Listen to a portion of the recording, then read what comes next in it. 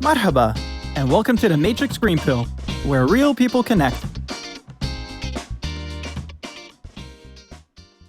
Hello and welcome back to the Matrix Green Pill podcast. I'm your host, Hilmarie Hutchison, and today we are excited to welcome a trailblazer in sustainable agriculture and biotech innovation, the Chief Business Development Officer of Biovolf, Alex Gusev. With a track record of driving international business and fostering innovation, Alex is here to share insights on robotics in agriculture, agri-tech startups, and the vital role of mentorship in biotech. But before I get ahead of myself, let's hear from Alex himself. Alex, welcome and thank you so much for joining me today. Hi, Hilmarie. Delighted to be here today. Thanks for having me. Let's start. I'm ready. Sounds great. So to start off with, could you please tell our audience a little bit about yourself and your background?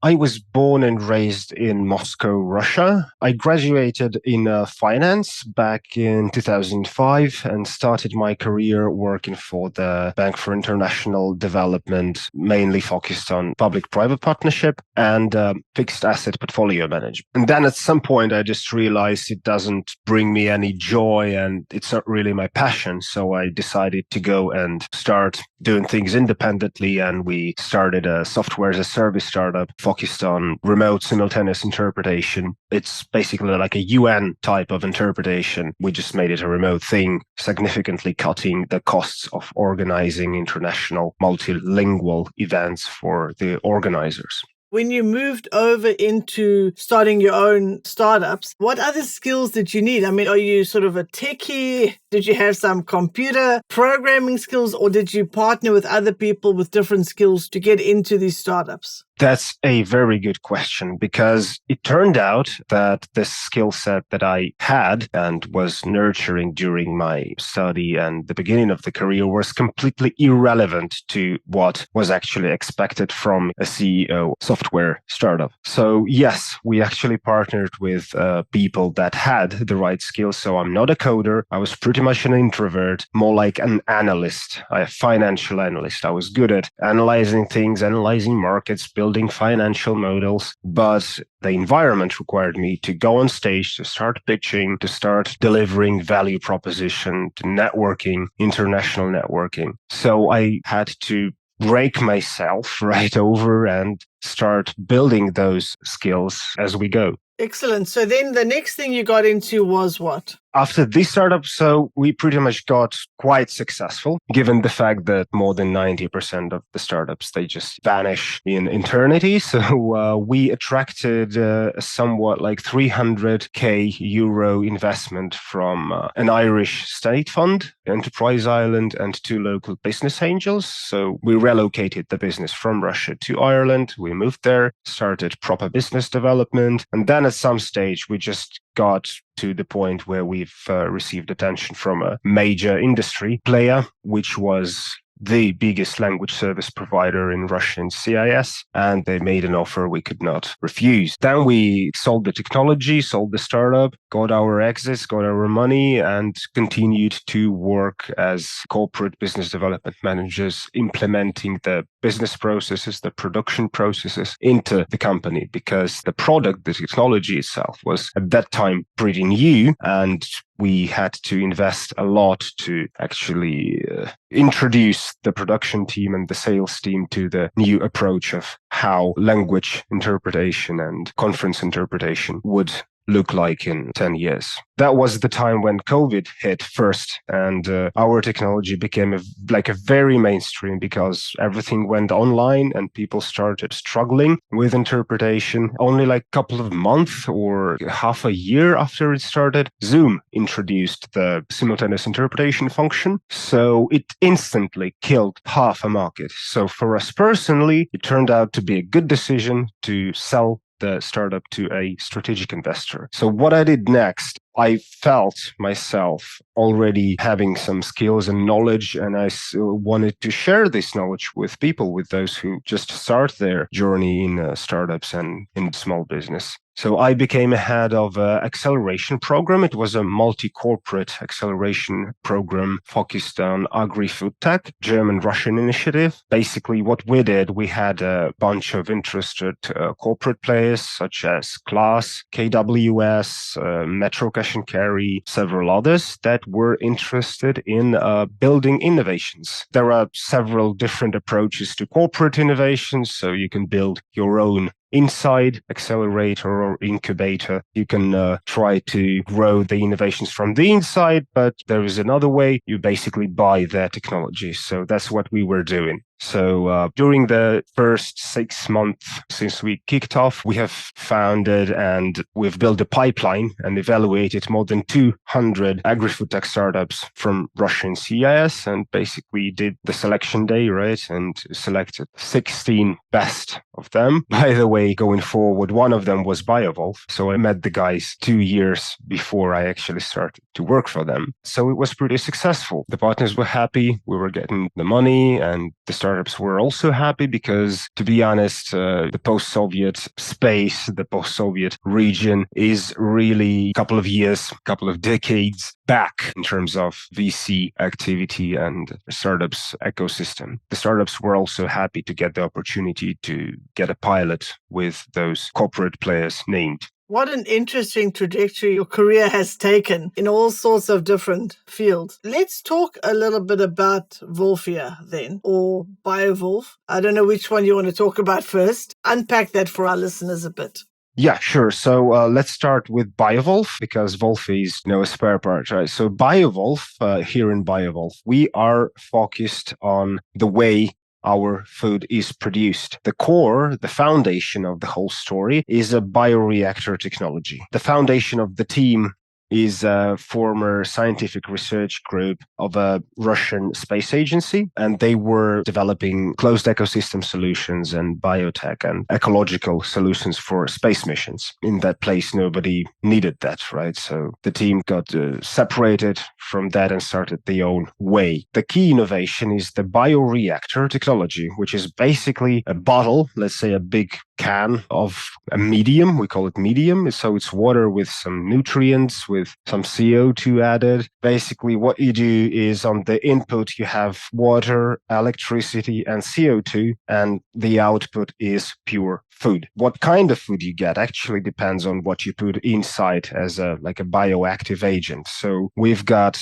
one of our team members is a famous biologist specialized in Lemnici family. Lemnici family is something you see on ponds, those tiny green small blobs. Talking about Volfia is like a tiny green bulbs you see on the surface of a pond. You can take it with your hands, and it has been a part of human diet in the Southeast Asia for centuries. So people actually eat it. What we did is we took this Volfia, then we have selectively breeded it for 7 years to improve its quality and the output and the taste, and to a certain extent even the amino acid profile. Then we put it in the bioreactor, and what we get is an ultimate source of a plant-based protein that actually has a complete amino acid profile of an animal protein. The biggest problem right now, let's talk about sustainability and the UN goals. Like, everybody's talking about hunger, and people are sounding a bit alarming,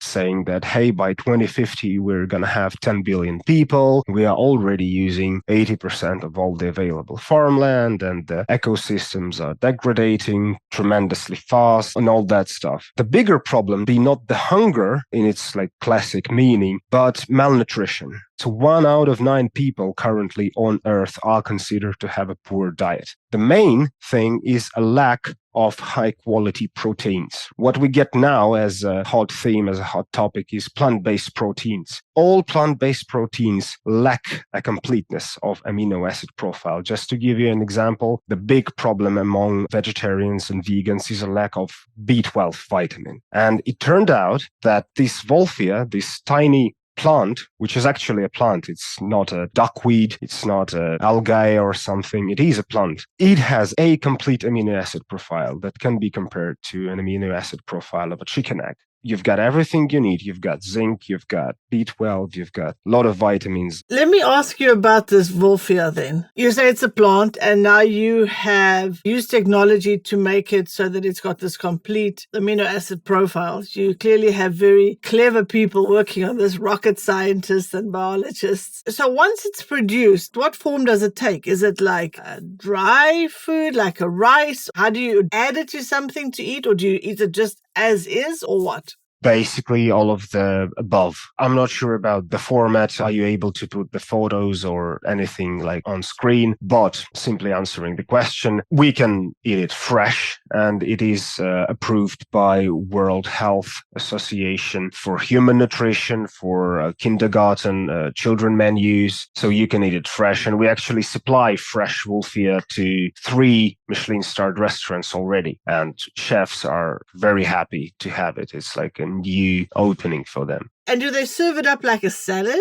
Exactly. They add it in salads. They put it on bruschetta. It has this like small caviar texture, that's what you get it when it's fresh. But then what we can do with it, we can dry it. Then it goes as a powder, which is very good for supplements, face cosmetics. You can add it to animal and fish feeds. Is actually supposed to be the biggest market segment for us, because there is a tremendous lack of high quality feed for chicken, fish and stuff. Because I was surprised myself when I found this out. The main source of protein in the world is fish protein. Amazing. Yeah, it's not beef, it's not wheat, it's not rice, nothing. It's fish. To grow that fish and to feed that fish, you need high quality protein. That's what we're actually doing. That is the biggest market segment. This is what I love about speaking to clever people like you, is I learn something new every day, which I love. If you share the images with us, we will put it on the website for this podcast so that our listeners can actually go and look and see what it looks like. So you sort of started talking about the global food security challenges and sustainability. So how does Biovolf's technology for Wolfia address the issues and the challenges that we are facing with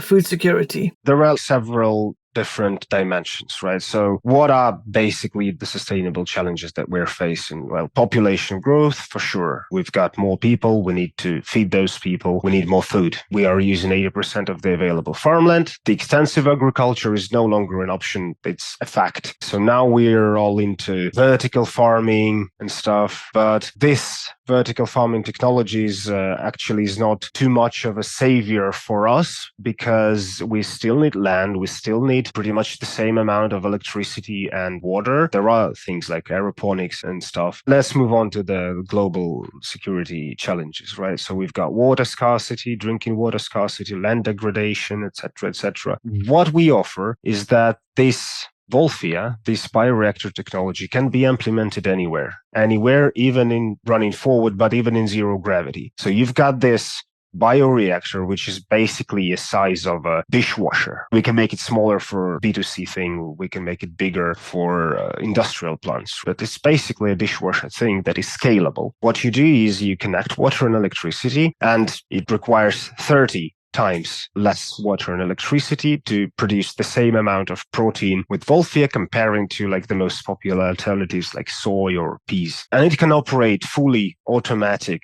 24/7 in any climate. You can put it in Antarctica, you can put it on Mars, you can put it in the desert. Talking about bad things like earthquakes or like conflicts or climate change. Let's say there's an earthquake somewhere. So basically what we can do is we can bring the bioreactor and start growing it there. And the good thing about Wolfia is that it doubles its biomass every 48 to 60 hours. So you put in 1 kilo, after 2 to 3 days, you get 4 kilo, and that's pretty much exponential. That's amazing. Yeah, that's really amazing. Let's say we're wasting a lot of food. So producing locally means you don't need to waste food during logistics, storage, etc., etc. That's another thing. With your extensive knowledge of European, Russian, and CIS markets, how do you see regional differences influencing the adoption of biotech solutions in agriculture? I'm trying not to sound too critic about the post-Soviet region, but I mean, we've got a lot of resources. We've got a lot of land. That's probably the bad thing in that situation, because places where people are actually struggling are adopting better. So let's take Netherlands. They don't have a lot of land space, so they're very much into precise farming, vertical farming, and all that type of thing. Let's go to arid climates like deserts, right? So the people do know what's it worth to grow locally in deserts. That's another thing. People are interested in covering their pain points. Unfortunately, if you don't have a pain point, you are not going to look for the solution. That's the thing. And the innovation culture actually goes from that ground point. You need to have a problem to start thinking of a solution. If you don't have it, if you do everything extensively, you've got a lot of good soil, well, that's probably how you're going to continue. Yeah, that makes sense. If you don't have the problem, there's no urgency to find a solution. Whereas those areas where clearly they're already facing the issues, they've got good reasons to adopt them faster and to make that change, to adapt. How do you find the layman, the person on the street? How do they feel, and what sort of feedback do you get from people about sort of bioengineered food? First of all, we don't talk to people on the streets. We are currently focused on B2B solutions exclusively, right? So it's a technology as a service, thing where we partner with food security operators or food producers to actually construct the bioreactor industrial facilities and start the food production. We do have a plan to make it a smaller, like B2C thing with a software as a service part on top. So let's say different people all over the world buy those bioreactors and put them to their kitchens and start growing this healthiest salad ingredient. We've all got different environments, starting from the air pressure, humidity, CO2 concentration, air quality, and even in like electricity accessibility. We could access this with our software, and we've got actually a part of like a machine learning there, talking about the popularization of product of this new food. We are actually very positive because plant-based diet is on the rise. There are a lot of like vegetarians, vegans, and I guess the rise of that trend is closely related to the forms that industrial animal farming has taken. Have you ever been to an industrial chicken farm? No, I haven't. That's a thing really you would not enjoy to see. So there are like a lot of levels and chickens just, are stuffed there as, it's really tight and they're all on antibiotics. And when people start discovering what industrial cattle and animal food production looks like, they just, switch to plant-based diets. The quality is also dropping because, as I mentioned before, we've got a shortage of quality food for animals and fish, and we've got things like Fukushima, just a recent example that raises concern about eating wild fish. That's like one thing. So yeah, there are a lot of things about plant-based diet going on today. And we are matching this trend, but we're giving something on top. We're saying that, hey, you're actually going to get the complete amino acid profile. You don't need to take any additional supplements on top of that. And that's as easy as to push a button. That's a real bonus, right? So it addresses the challenges we have with food shortages, food security, things like that. It's a complete protein, as you mentioned. What about the impact on the environment? As you know, living organisms, plants, they consume CO2 for growing. They actually use CO2. They embed it in their protein structure. They take the CO2 from the air or water, depending on what we're talking about. The thing about Wolfia is that it uses just tremendous amount of CO2 for growing. We've done the calculations, so it is more efficient in terms of extracted CO2 from the atmosphere and water compared to a living forest. But let's go beyond. So a forest, an average forest, needs about 100, 120 years to grow and go to its maximum CO2 extraction capacity. While we are there from the very beginning, doubling the biomass and extracting the CO2. The pivot idea, the spin-off idea that we have is actually to test the, let's say, data centers, right? So we really want to get in the offset trading, the carbon emission offset trading. So let's say you've got a data center somewhere in Jutland.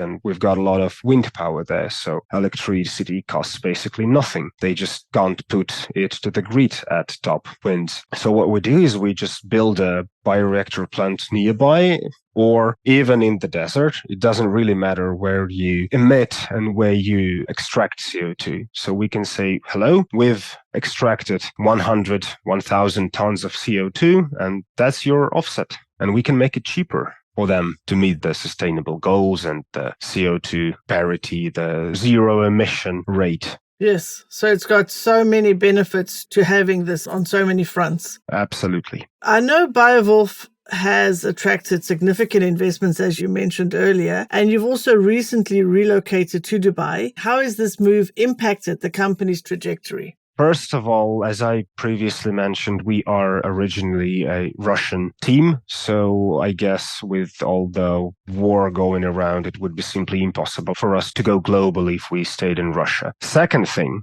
and that's more, let's say, business focused, the main part of the cost of this protein production we have is drying the protein, right? So basically, arid climates, deserts, are perfect for us to run the facilities. We don't need any electricity to dry this wolf here. We consider the MENA region as one of the main points, main regions where we would focus the production. And actually, we are already finalizing the technical requirements for the beginning of construction of a 1 hectare industrial bioreactor facility in Abu Dhabi to show and to introduce and to get the samples and to finally get the good production output. Well, it's pretty exciting to see it all coming together and to actually see the facility being built. Is there a timeline to that?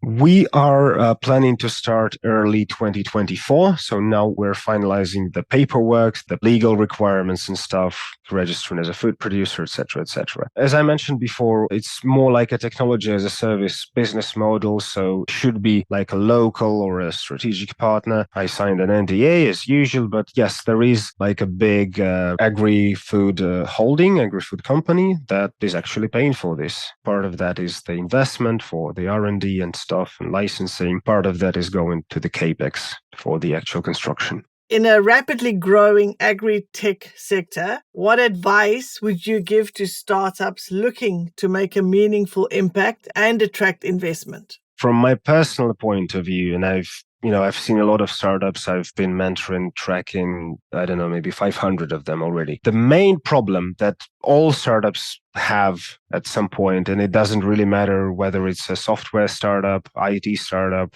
blockchain startup, or an agri-food tech startup. The main problem is lack of understanding where your place on the vertical in your industry. Where is your place? Talking about food production. There is a circle, there is an algorithm of how food is produced, processed, delivered, consumed, and then wasted. Knowing exactly at which part of the production and consumption chain your customers are is crucial. Usually it starts with, hey, we're going to penetrate the food production chain from different angles, and we are going to the HoReCa segments, we're going to supply to restaurants, and we're going to supply the initial stages like food production. We're going to be the producers and the technology providers at the same time. And that basically does not work. So you focus on one problem at a time. So if you say that you're a technology producer, please target those companies that are looking for a technology to buy. If you're saying that you are a food producer yourself, for me personally, it's a worse idea because that's harder to scale the real business. Let's put it that way. Yeah. If you say it's that way, then focus on this. And often startups, especially in their early days, they kind of try to have it all.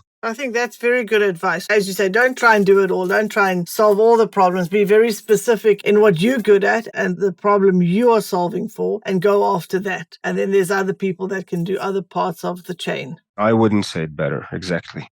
Very, very good. This is so fascinating, Alex. Much of it is way beyond my level of understanding, but absolutely impressive that you are working for such a fantastic goal, especially because, as you mentioned, the population is just going up and up and up of places to create food is becoming fewer. So I think it's a fantastic solution, a fantastic innovation that you are working with. And yes, it's fascinating to talk about. Now we've come to the segment of our podcast, is our game show. So I'll ask you a few lightning fast questions. Are you ready? Absolutely.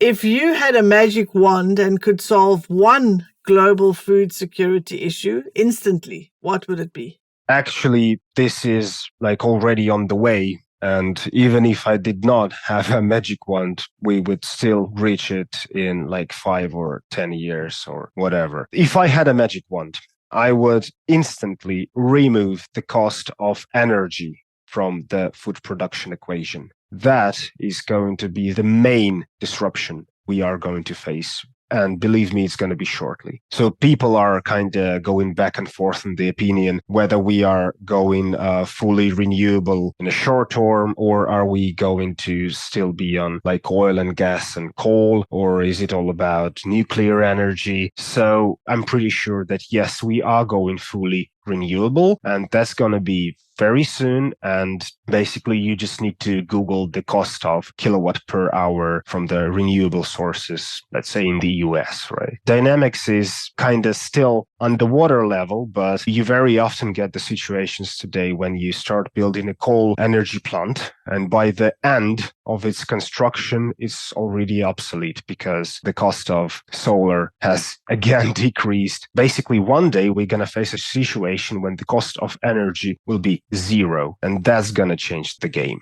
That would have a huge impact on the production of food, for sure. If you could have dinner with anyone in the world, dead or alive, who would it be? That would be Tsiolkovsky, the guy who was at the very beginning a pioneer of our understanding of the universe, of cosmos, and the way to get there. So it's one of the early Russian Empire or early Soviet pioneers of the space exploration. I do believe we will go one day, sooner or later, we're going to spread around, and we will need to find a way to produce it. So talking to this guy would definitely make a difference for me personally. Are you a tea or a coffee person? It actually depends. I've got something like phases in my life. I call them a house phase and a nomad phase. When I'm on a business trip, I'm on my nomad phase and I'm on coffee because that's more energizing and keeps you up, right? When I'm at home and I just want to chill and be a part of the furniture, I prefer tea, especially Chinese green tea.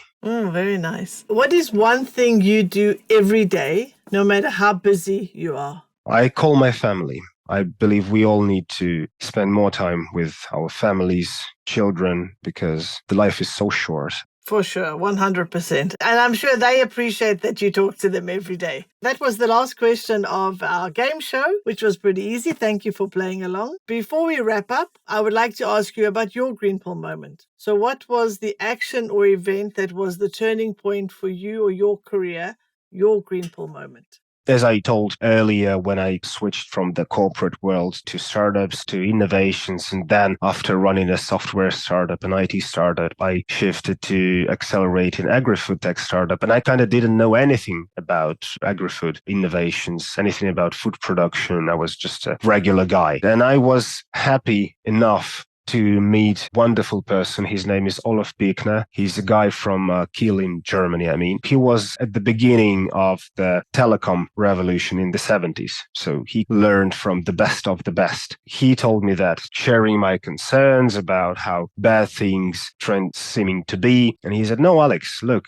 there are two emotions in life that are competing, fear and love. So believe me, love is stronger than fear and love's gonna succeed. And if you don't don't believe me, please read That Is a Grillpin Moment. So there is a wonderful think tank, Rethink X. You probably have heard, maybe some of you have heard about it, Rethink X. And they have a wonderful study called Rethinking Food and Agriculture 2020 to 2030 by Tony Seba. And you can actually go on YouTube and just type in Tony Seba, Future of Food. That was a tremendous moment. Because what I found out, and they call it the second domestication of plants and animals. So the first domestication happened in Neolith or whatever period of the early history when we domesticated a cow, a horse, a dog, a cat, etc., a chicken. So now we have domesticated bacteria, and that's the whole new level. So this bioreactor thing, and there are two main technologies that are going to be on the rise and are going to shape our future. These are design proteins, and these are precise fermentation technologies. These two things are going to change the way we think about food completely. So what is design protein? The protein consists of amino acids and peptides, the connections. What we've learned as a species, humanity, our scientists, what we've learned today is to create any kind of a protein available in the universe. So since the number of amino acids is limited, the way you can combine them is also limited. Technically, we can produce a protein here on Earth that was not available previously due to, let's say, physical conditions in this part of the galaxy. And we can do that. So that could be a self-restoring coverage of a spaceship that would also act as a solar panel. That's the first thing, right? Second thing is precise fermentation. So we don't need cows to produce milk anymore. That's already a fact. We can put this bacteria that cow actually uses to produce milk into a precise fermentation tank and get a proper cow milk without a cow. But it goes deeper. We don't even need to produce the cow milk. Guess why? Because we can produce a human milk, breastfed milk, without the need of a nursing mother. And that's less allergic, and we can add tiny adoptions, let's say, for people with some conditions and diseases to improve their life quality. So yeah, the green pill moment was me rethinking food and agriculture 2030 by Tony Seba.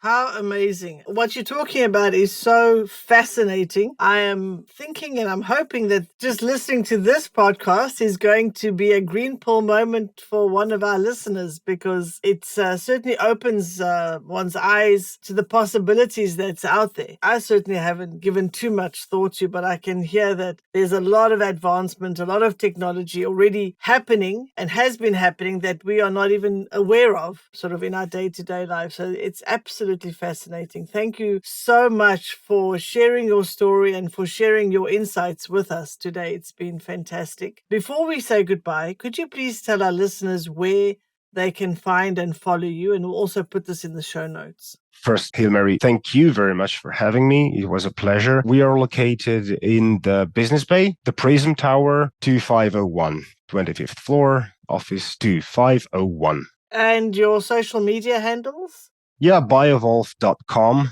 And I guess we can maybe add LinkedIn profile or corporate website. For Biovolf. Yeah. Very good. Well, thank you again. It's been fantastic. I wish you and Biovolf all the very best. And for sure, I'll be following your journey as well. Thank you very much. Have a great day, everybody, and keep it safe.